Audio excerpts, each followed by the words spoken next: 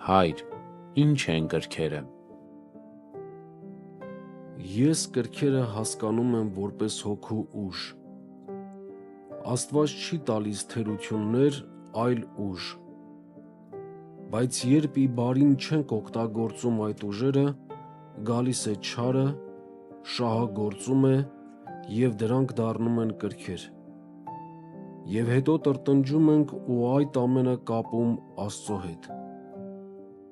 Մինչդեռ եթե դրանք օգտագործում ենք շրջելով չարի դեմ, նա մեզ օգնում է հոգևոր պայքարի մեջ։ Օրինակ զայրույթը ցույց է տալիս, որ հոգին ունի քաջություն, որն օգնում է հոգևոր կյանքում։ Եթե մեկը զայրացող չէ և չունի քաջություն, չի կարող հեշտությամբ ղեկավարել իր անձը։ Զայրացկոտ մարդը, եթե հոգևոր կյանքում օգտագործի իր ունեցած ուժը, կնմանվի մի ամուր մեքենայի, որ ուղիղ է գնում, և ոչ ոք նրան չի հասնում։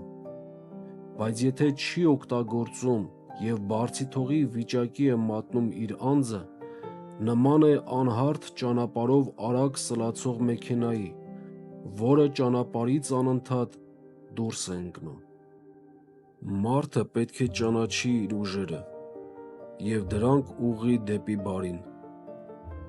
Այդ ճանապարհով Աստծո օգնությամբ կհասնի հոգևոր լավ վիճակի։